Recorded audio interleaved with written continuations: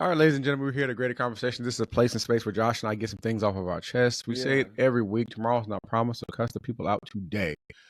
So I'm choosing Joy because I know you have a lot of things to get off your chest. So Joshua Rodgers, the floor is yours. So if anybody has been a part of social media for the last couple of weeks, you may have noticed a certain childhood star. His name was Jaleel White. Yeah. Just wrote a book, his memoir. Not uncommon for people to do. And, he's on this press tour, which is also not uncommon for people who write books. Yeah. And there have been rumors about Jaleel White in the past about he was a prick. He was an annoying little kid, super arrogant, all these other type of things. And I think people always kind of struggle with the fact of whether it was true or not, because you kind of saw it made Harriet look bitter, right? Or the character Harriet. I forget her. Jo Maria Payton. Is it Marie Payton? I think her real name. Yep. Gio Marie Payton. Made her look bitter because she was really the only one that was like super like out there. Like he was a terrible person. Yeah. Nobody else ever denied it though. So that also let me know it was true. Because with the old Viv, everybody was like, no, she was mean. Yeah. Right. And it didn't discount any of the bad stuff Will did, but there was a collective sense like, no, she didn't handle the things right. And they both were wrong, but she was also in this case when Jim Marie was like Jaleel was a terror, everybody was like nobody ever denied it. Yeah. So we had that context of who he was, what he was about. And if you know, Jaleel ain't done really nothing since. Nothing of that magnitude. Been in maybe some small, super small roles here and there, maybe some Lifetime movies or something. I'm not sure, but that IMDb is pretty short, at least on screen. Right? I don't follow enough to know what he did off screen. And he didn't mature into his looks. I'm gonna say that. Leave that for what it is. All things considered, he comes out with this book and he's doing this tour. And he's been saying some crazy stuff, but nothing uncommon to what he's been typically saying, defending his positioning on Family Matters. And some things he was honest about, how he was an annoying kid, bouncing the basketball around the set. But some of that just seems like privileged 13-year-old behavior. Yeah. He even admitted that Gabrielle Union said when they was in college together, they hated him because he was around there riding around with his Mercedes-Benz, flaunting his money, and everybody else was like broke and stuff like that. So he was like super entitled. Yeah. All that kind of stuff. Like, again, not surprising. But this is where my antennas went up. Okay. In a more recent interview, Bryan, he said that the reason why Family Matters does not get the same love as other black sitcoms because black shows have to be hood to be popular. And not only did he stop there, he doubled down by saying, like Martin and Living Single. Now, I'm not a big defender of Martin, but you put Khadijah and them in the story, and you got me messed up. Now, I enjoy Martin; he's in my top 5. Yeah, and Martin may have been silly. Martin may have been like a story about a guy who was getting out the mud, but Martin was an accomplished DJ. Yeah, on Detroit City radio. Yeah, the DJs in my city were like local superstars. Yeah, my hometown, yes. Kurt Alexander, Big Boy, is one of the biggest celebrities in the state of California, in Los Angeles, definitely. Yeah. Our producer, Chris Moore, who lives in Memphis now, knows about Curtis Givens. Curtis Givens is a big in the media and radio, Memphis radio, has some of the biggest parties in this. Like, people know Curtis Givens. And all the other disc jockeys, like in New York, all them other people, like Wendy Williams, started off as a disc jockey, right? So radio DJs and stuff aren't like Martin's girlfriend was a executive at a PR firm, advertising firm. Pam worked at the same firm. We make the joke about Tommy not having a job, but clearly he was in somebody's corporate America doing something because he didn't go to jail. The police was never on his tail. You know what I'm saying? So it wasn't illegal. It was just his running joke. And even Cole was an example of a blue collar worker. Yeah. You know what I'm saying? Wasn't none hood about because even though Cole and Martin probably came from more blue collar, middle income families, we never saw hood though. No. Like Cole mama lived in a small apartment when they did show, but it wasn't like she might have been a little ghetto, but the show itself wasn't.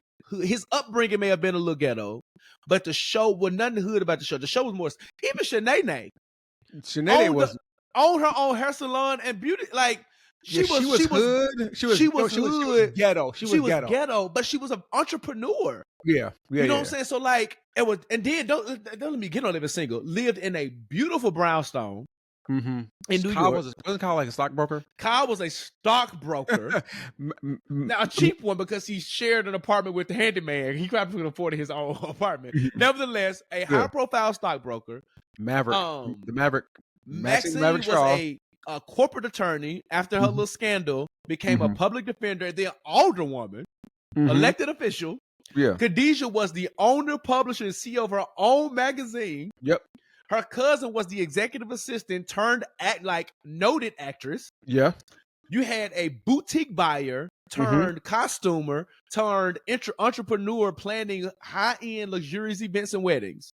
Like there was a whole episode where Kyle was talking about his something is Gucci. This is like what his cerruti suit. Like and when he got promoted and showed his presidential role, Kyle was the first person in the group to have a cell phone. And mind you, I think they were all under 30. Because there was an episode where Kyle turned 30. Yeah. And he was the oldest one of the group because he was the first one to turn 30. Yeah. Hood. Nothing hood about it. And I think they were in Brooklyn, but very, well-to-do side of like. And let me go. Fresh Prince is usually considered like in the top 3 sitcoms. Where were they located? He said Fresh Prince as well.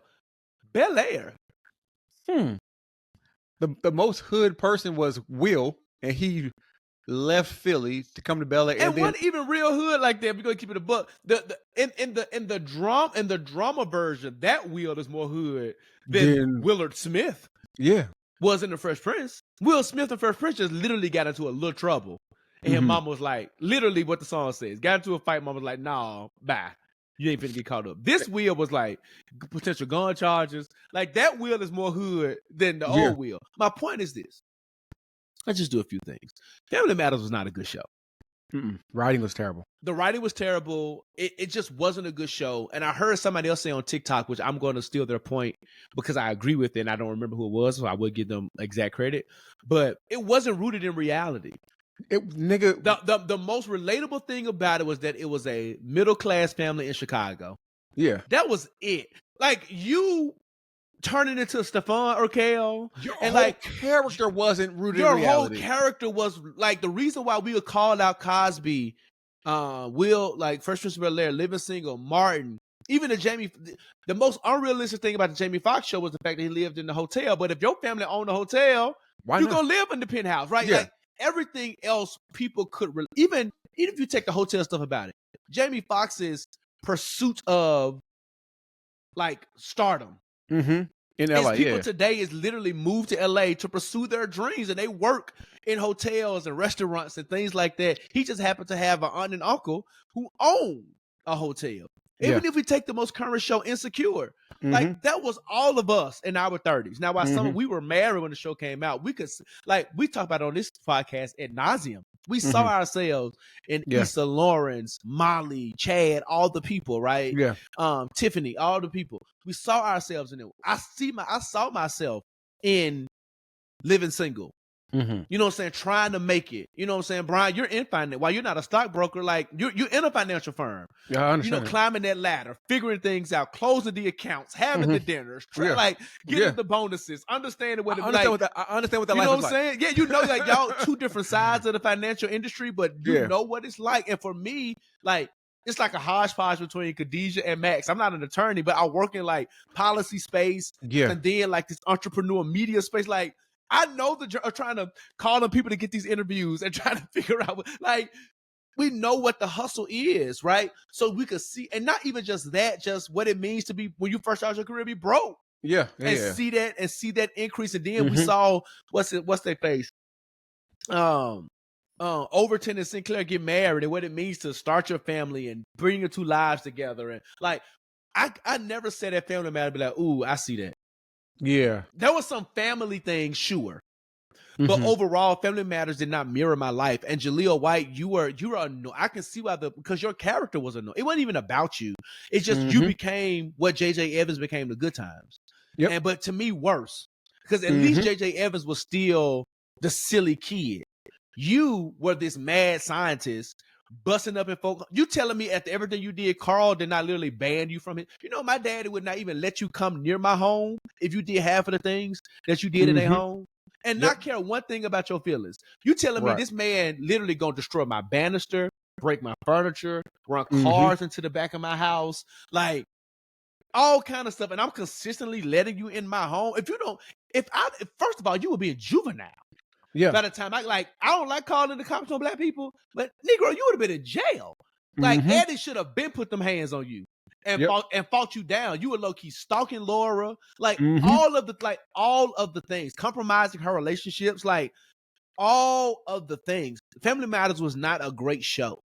And even the fact that it was corny, I feel like it was a black show made for the white gays.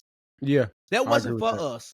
It wasn't. That was like y'all were the Full House. Y'all were the black Full House, low key. Like it wasn't for us. And the same reason why Full House never goes down, even in white shows, one of the best shows of all time. It was corny and like it was. You know what I'm saying? Like Friends was a copycat, but Friends was like it goes down. It's one of them shows. Friends, Seinfeld, Raymond, The Office. Like those are the white shows. You were on that TGIF thing that.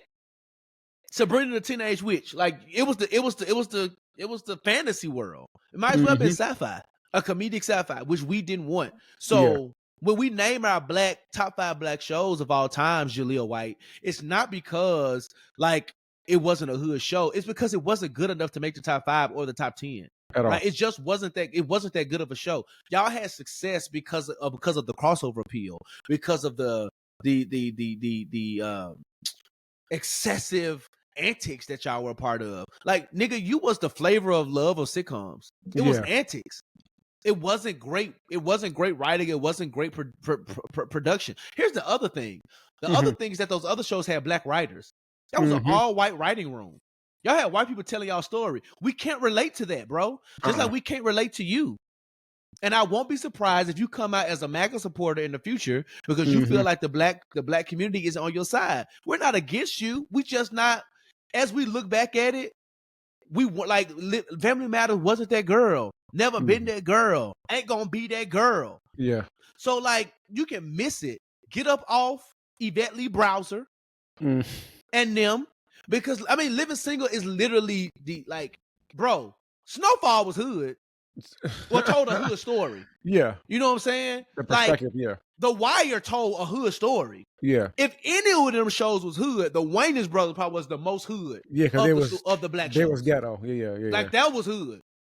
They lived in a tiny little bit apartment. Their dad was making chitlin soup in a diner. Like that was they were selling magazines. That was hood. If anything was hood. But even that was to me was a coming of age story more than it was like the hood. Yeah. You know what I'm saying? Like I'm trying not to use profane language, but Jaleel White got the game messed up, bro. Yeah. Like Jaleel White, Jaleel White.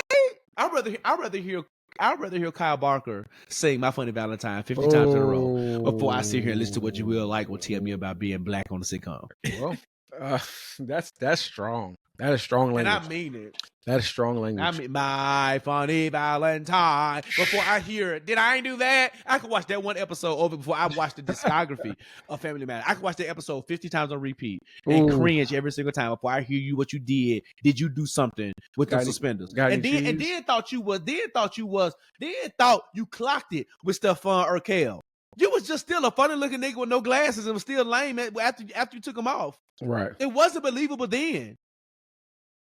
Why? And then if it was believable, why you think Laura didn't want you?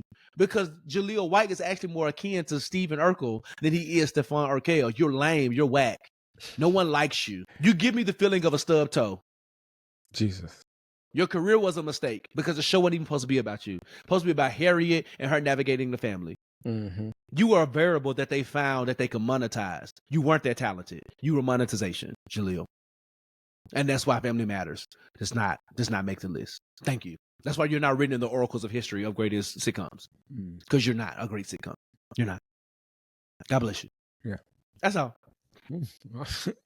Well, I think this is another episode of the Jigsaw Podcast. Josh, do your part. Want me to do your part? Are you good? It's been another Jigsaw Podcast. Thank y'all for listening. You know, thank y'all for the content. Merry Christmas. Still got the Jesus Feliz joke. Navidad. But you're not coming. I should have worn my Living Single shirt. You're not coming for my girls. Listen. You're not coming for my girls like that. Tight like glue. What?